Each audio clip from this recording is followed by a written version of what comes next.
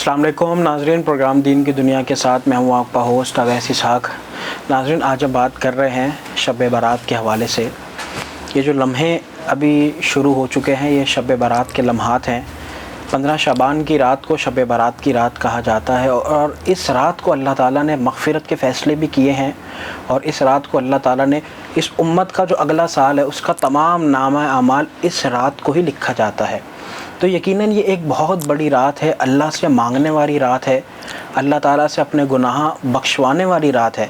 لیکن کس طریقے سے ہم اس رات کو بہتر کر سکتے ہیں، اللہ کو راضی کر سکتے ہیں اور اپنے لیے اچھے فیصلے اللہ تعالیٰ سے مانگ سکتے ہیں، اس اہم موضوع پہ بات کرنے کے لیے ہمارے ساتھ موجود ہے مفتی زاہد اسلم رضوی صاحب۔ السلام علیکم حضرت۔ وعلیکم السلام اویس بھائی، آپ ٹھیک ہیں؟ خیریت سے ہیں؟ الحمدللہ۔ حضرت، شب برات شروع ہو چکی ہے جی، اور یقیناً یہ ایک بہت بڑی رات ہے۔ سب سے پہلے مجھے یہ بتائیے گا کہ اس رات کو بندہ مومن کس طریقے سے اپنی مغفرت کروا سکتا ہے؟ بسم اللہ الرحمن الرحیم۔ حامیم والکتاب المبین، انا انزلناہ فی لیلۃ مبارکۃ انا کنا منذرین۔ سب سے پہلے تو میں آپ کو مبارکباد دوں گا کہ ہمارے ایم نیوز نے بہت زبردست ٹاپک پر آج کا پروگرام کیا، اور یقیناً یہ نیکی کا کام ہے کیونکہ بہت سارے لوگ سنیں گے، اور اگر ان کے دل کی دنیا بدل گئی تو ہمارے آنے کا، ہماری زندگی گزارنے کا مقصد ہی پورا ہو جائے گا، اور یہ ایسا ہونا چاہیے اس طرح کے پروگرامات۔ اور آج کا پروگرام تو واقعی بہت اچھا پروگرام ہے۔ چند ہی لمحات کے بعد جو ہے آج کی یہ عظیم رات ہمیں ملنے والی ہے، جس کو ہم نصف شعبان المعظم کے حوالے سے جانتے ہیں۔ اللہ تبارک و تعالی نے اس رات کی پاکدامنی، اس رات کی عظمت، اس رات کی فضیلت قرآن کریم میں سورۃ الدخان میں بیان فرمائی ہے۔ اللہ فرماتا ہے انا انزلناہ فی لیلۃ مبارکۃ انا کنا منذرین فیہا یفرق کل امر حکیم۔ اس رات کے اندر ہر حکمت والا عمل لکھ دیا جاتا ہے، ہر فیصلے لکھ دیے جاتے ہیں، اور اس رات کے اندر جب فیصلے لکھے جاتے ہیں تو حضرت عائشہ رضی اللہ تعالیٰ عنہ فرماتی ہیں کہ میں نے جب آقا کو دیکھا اس رات، تو آپ نے رات قیام و سجود میں گزار دی اور دن کو آپ نے روزہ رکھا، تو پوچھا گیا کہ یا رسول اللہ یہ کیوں؟ حضور نے فرمایا کہ اس رات میں اللہ کی بارگاہ میں نامہ اعمال پیش کیے جاتے ہیں، اور پورے سال کے رزق کے فیصلے، موت کے فیصلے، تمام تر چیزیں لکھی جاتی ہیں، اور میں محمد عربی، میں آمنہ کلال یہ چاہتا ہوں کہ جب میرے نامہ اعمال پیش کیے جائیں تو میں آمنہ کلال روزے کی حالت میں رب کی بارگاہ میں میرے اعمال پیش کیے جائیں۔ تو آپ انڈائریکٹلی یہ کہنا چاہتے ہیں کہ روزہ رکھنا چاہیے، 14ویں شب اور 15ویں شب دونوں دن کا روزہ رکھنا چاہیے؟ دیکھیں کہ یہ بزرگان دین نے فرمایا ہے کہ روزہ ایک نہیں ہونا چاہیے کیونکہ تنہائی اچھی نہیں ہوتی، اگر ایک کے ساتھ دوسرا ملا دیں گے تو اور بھی مزہ آ جائے گا۔ تو اس رات کے حوالے سے جو میں آپ کو اہم نقطہ ایم نیوز کے پلیٹ فارم سے عوام کو بتانا چاہتا ہوں وہ یہ ہے کہ اللہ تعالیٰ نے اس رات کی بڑی فضیلت بیان کی ہے، اور مفسرین کرام، علماء کرام نے، صحابہ کرام نے، شہداء کرام نے اور سلف صالحین نے اس رات کی بڑے عقیدت اور احترام کے ساتھ اہتمامات کرتے ہیں، اور ہم کرتے آئے ہیں اور ہمیشہ کرتے رہیں گے۔ اللہ نے اس رات کا ایک لقب رکھا ہے لیلۃ مبارکہ، کہ یہ برکت والی رات ہے۔ اس حوالے سے میں تھوڑی سی مروزات پیش کروں گا۔ اس حوالے سے علماء مفسرین کرام نے بڑی بہترین باتیں لکھی ہیں کہ یہ کون سی رات ہے۔ علماء کرام نے یہ بات لکھی کہ یہ شب برات ہے، یہ آزادی کی رات ہے، یہ لیلۃ البرات ہے، لیلۃ الرحمت ہے، لیلۃ السک ہے، لیلۃ البرکت ہے، اور لیلۃ دراز عمر ہے۔ یہ بڑے بڑے نام ان کے لکھے ہیں۔ تو تفسیر ضیاء القرآن جلد نمبر 4 صفحہ نمبر 433 میں پیر کرم شاہ صاحب نے لکھا، تاریخ طبری جلد نمبر 10 صفحہ نمبر 76، اور تفسیر روح المانی جلد نمبر 13 صفحہ نمبر 170، تفسیر قرطبی جلد نمبر 9 صفحہ نمبر 519، تفسیر خازن جلد نمبر 4 صفحہ نمبر 116، اور جامع البیان جلد نمبر 6 صفحہ نمبر 87، اور اس کے علاوہ تفسیر مدارک جلد نمبر 3 صفحہ نمبر 276، تفسیر ساوی جلد نمبر 4 صفحہ نمبر 55، اور تفسیر کشاف جلد نمبر 2 صفحہ نمبر 272، تفسیر بغوی جلد نمبر 4 صفحہ نمبر 148، صحیح ابن حبان جلد نمبر 12 صفحہ نمبر 481 ہے، اور اسی طرح کنز العمال جلد نمبر 5 صفحہ نمبر 364۔ ان تمام تفاسیر اور کتابوں کے اندر یہ بات لکھی گئی ہے کہ اس رات کی جو بات کی جا رہی ہے وہ شب برات ہے، اور اس رات کے اندر جو بھی بندہ اللہ کی بارگاہ میں آئے اپنی زندگی کا فیصلہ تبدیل کروانے کے لیے، اپنے آپ کو اللہ کی بارگاہ میں ایک مقبول شخص بنانے کے لیے، تو فرمایا ایک ہی راستہ ہے، وہ یہ توبوا الی اللہ توبۃ نصوحا، توبوا الی اللہ توبۃ نصوحا۔ بس ایک مرتبہ آ جائے اللہ کی بارگاہ میں، کہے کہ مالک و مولا، میں نے اگرچہ 50 سال یا 20 سال یا 30 سال زندگی کے دنیا کو دے دیے مگر کچھ نہیں ملا، اب میں اپنے اصل خالق حقیقی کی بارگاہ میں آ گیا ہوں۔ اللہ فرماتے فرماتے ہیں کہ جب میرا بندہ مجھے پکارتے ہوئے میری بارگاہ میں آئے گا اس کا وہ سب سے پہلے ہاتھوں کو اٹھائے گا, کہے گا مالک میں معافی چاہتا ہوں. فرمایا پھر ہاتھوں کو کانوں تک لگائے گا, پھر ہاتھ باندھے گا, پھر قیام, پھر رکوع, پھر سجدہ. جب بندہ دوسرے سجدے میں جائے گا اللہ فرمائے گا کہ بندہ خدا میں نے تیرے سارے گناہ معاف کر دیے ہیں اور تجھے تیری زندگی کے جتنے بھی گناہ تھے ان گناہوں کو نیکیوں میں تبدیل کر دیا, آج سے تو جنتی بن گیا ہے. اللہ اکبر, کیا خوبصورت بات. تو اس طریقے سے کے ساتھ یقیناً یہ رات مغفرت کی رات ہے. جی اچھا حضرت, مغفرت میں تو ہم ابھی بات کرتے ہیں, پہلے یہ بتائیے گا کہ اس رات کا قبرستان میں جانے سے کیا تعلق ہے؟ دیکھیے اس رات کے حوالے سے یہ ہے کہ یہ سیاسی تک ایک حدیث پاک ہے, کتاب ہے ترمذی شریف جلد نمبر 1 صفحہ نمبر 92, ابن ماجہ شریف جلد نمبر 1 صفحہ نمبر 99, اور بخاری شریف مشکات المصابیح, سنن دارمی, سنن قطنی, سنن بہقی, مسند احمد بن حنبل جلد نمبر 11 صفحہ نمبر 271, اور اسی طرح جو ہے کنز الاموال جلد نمبر 5 صفحہ نمبر 279, اور اس کے علاوہ صحیح ابن حبان کے اندر لکھا گیا الترغیب و ترغیب جلد نمبر 2 صفحہ نمبر 102 پہ لکھا گیا ہے.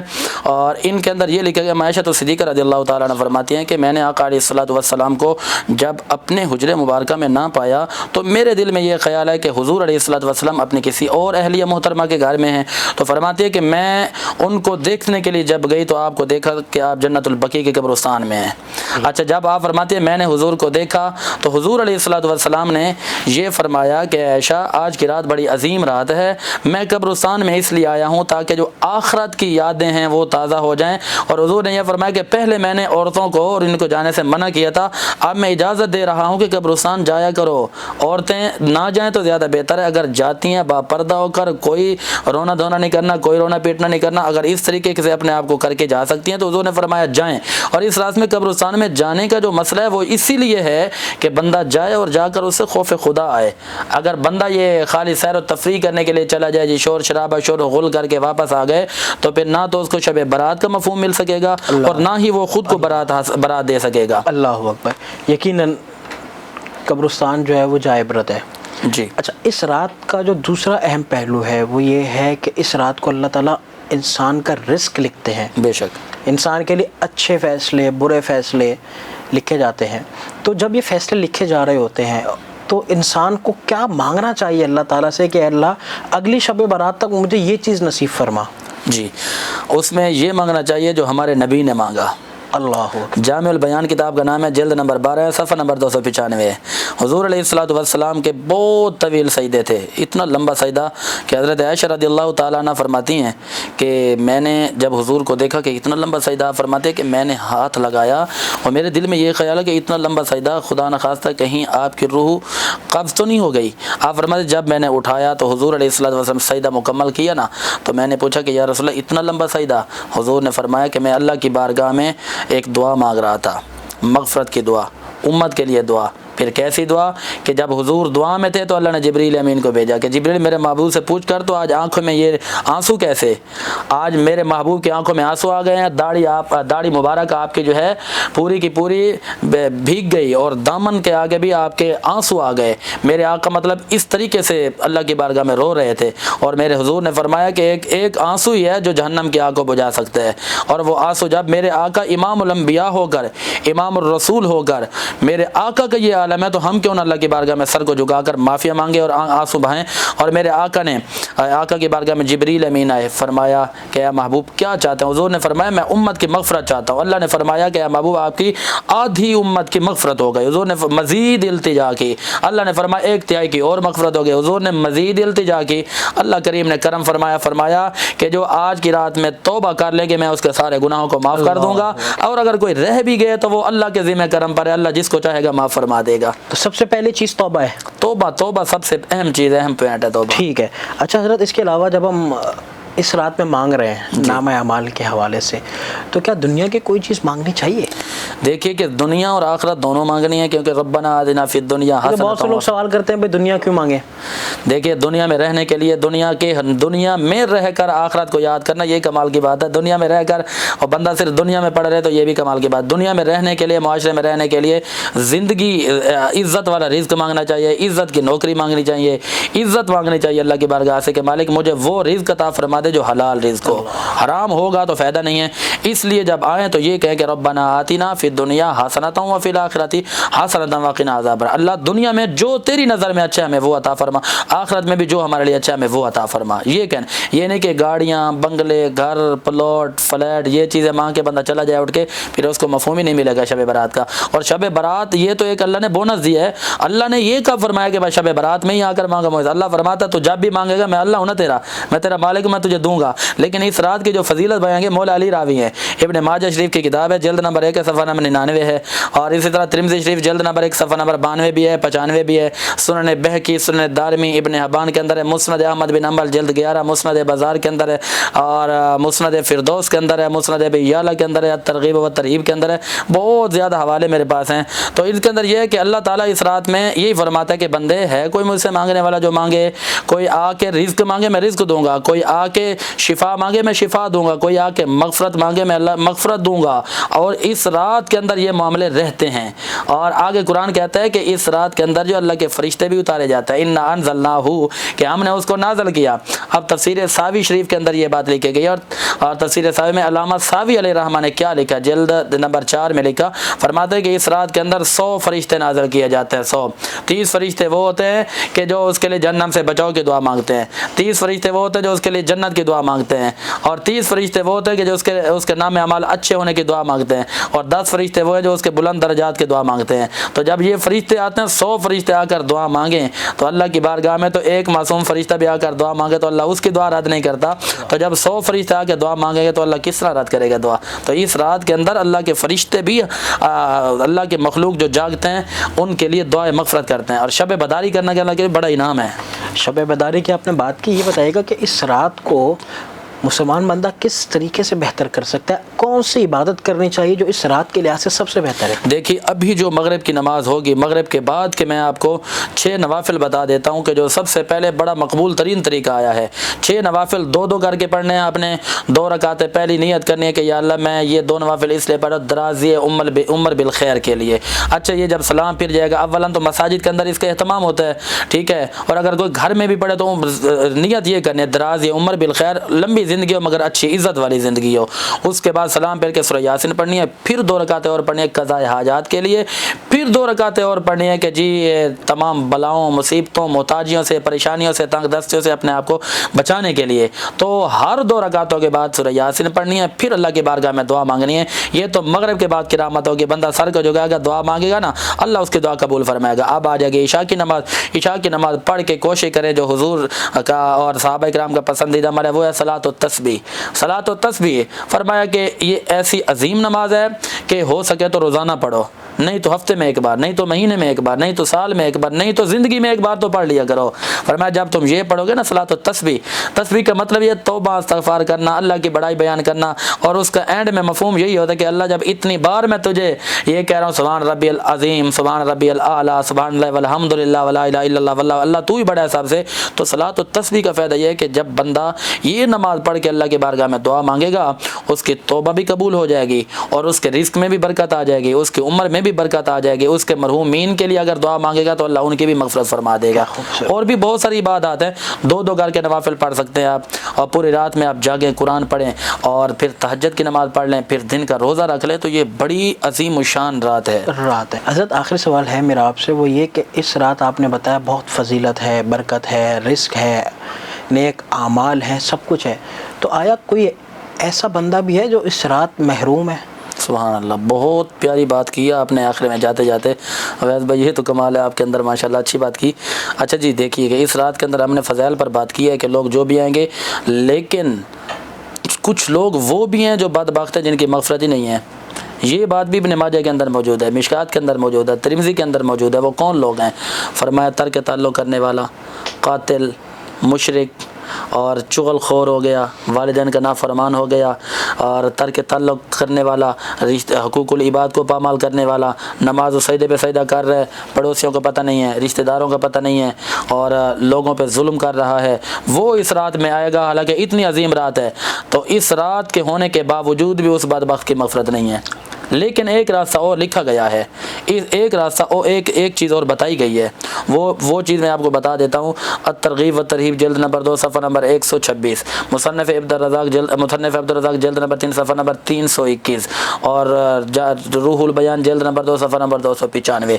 یہاں پہ لکھا گیا ہے کہ یہ بندہ بھی اگر رو کر اللہ کی بارگاہ میں کہہ دے گا نا کہ مالک و مولا، جو میں نے حقوق العباد پامال کیا ہے، میں لوگوں سے جا کر معافی مانگتا ہوں اور اب اس کے بعد میں تیری بارگاہ میں معافی مانگتا ہوں، تو یہ لکھا گیا ہے کہ وہ بندہ بھی پھر اللہ کی بارگاہ سے بخشش کا پروانہ اور سند لے کر جائے گا۔ اللہ فرمائے گا جب تو نے میرے بندوں سے جا کر معافی مانگ لیا تو میں اللہ ہو کر کیوں نہ تجھے معاف کروں، جا میں نے بھی تجھے معاف کیا۔ اور یہاں پر ایک بات اور بھی آپ کے وسیلے سے میں بات عرض کر دوں، اور ہماری عوام میں یہ بات مشہور ہے کہ جو اپنا سوشل میڈیا کے مفتی حضرات بیٹھے ہیں نا سوشل میڈیا کے، اچھا وہ یہ بات لکھتے ایک ہی میسج لکھا اور 250 500 بندوں کو فارورڈ کر دیا کہ جی میں سب سے معافی مانگتا ہوں۔ یہ کوئی معافی کا طریقہ نہیں ہے، یہ کوئی معافی کا طریقہ نہیں ہے، معافی نہیں ہوتی ہے، معافی ایسے ہوتی نہیں ہے بھائی۔ معافی آپ نے جب دل دکھایا چل کر جائے نا، امام حسن امام حسین کا معاملہ دیکھیں نا، دونوں بھائیوں کی جب خفگی ہوئی تو امام حسین علیہ السلام گئے آپ معافی مانگنے کے لیے، امام حسن علیہ السلام کو پتہ، آپ نے فرمایا رک جا، تم چھوٹے ہو میں بڑا ہوں، بڑوں کے حقوق بھی ہوا کرتے ہیں۔ فرمایا کہ جب میں بڑا ہوں تو معافی مانگنے میں بھی تو میں پہل کروں گا نا،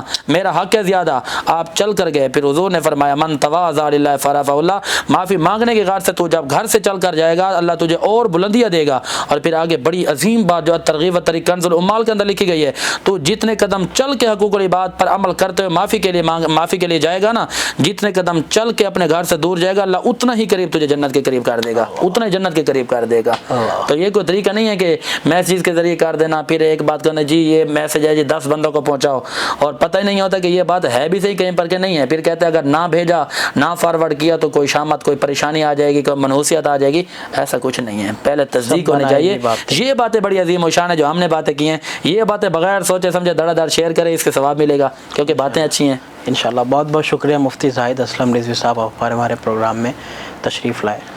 ناظرین بڑھتے ہیں نعت رسول مقبول صلی اللہ علیہ وآلہ وسلم کی طرف، اور آج ہمارے ساتھ موجود ہیں حافظ وسیم نقشبندی صاحب۔ السلام علیکم۔ حافظ صاحب کیا سنا رہے ہیں آج؟ خان صاحب کا ایک کلام ہے، مشہور معروف کلام ہے، بسم اللہ، ختم رسول مکی مدنی، وہ پیش کرتا ہوں۔ بسم اللہ۔ صلی اللہ علیہ یا رسول اللہ وسلم علیک یا حبیب اللہ،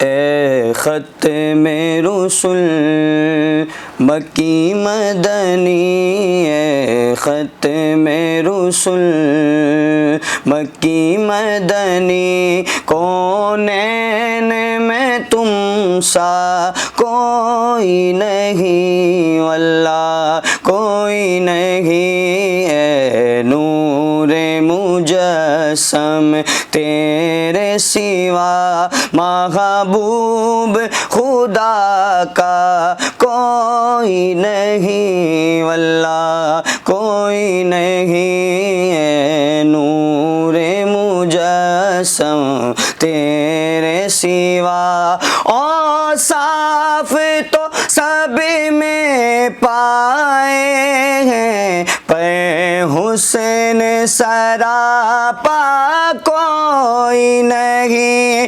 اوصاف تو سب میں پائے ہیں، پہ حسن سراپا کوئی نہیں، پہ حسن سراپا کوئی نہیں، آدم سے جناب عیسیٰ تک سرکار کے جیسا کوئی نہیں، واللہ کوئی نہیں، اے ختم رسول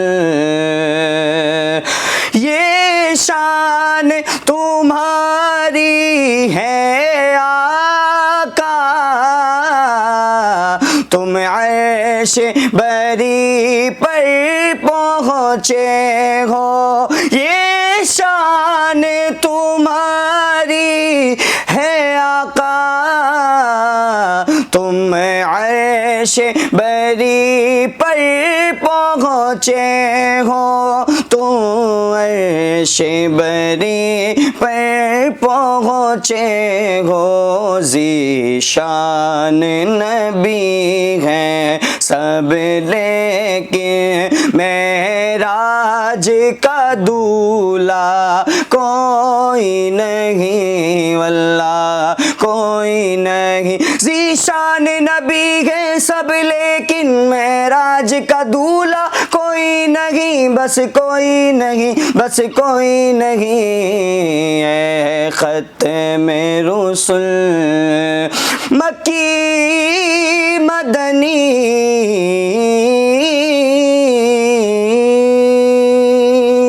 ماشاءاللہ ماشاءاللہ، جزاک اللہ۔ بہت بہت شکریہ ناظرین۔ اسی کے ساتھ اپنے میزبان اویسی صاحب کو دیجیے اجازت، انشاءاللہ آپ سے ملاقات ہوتی نیکسٹ ویک۔ اللہ حافظ۔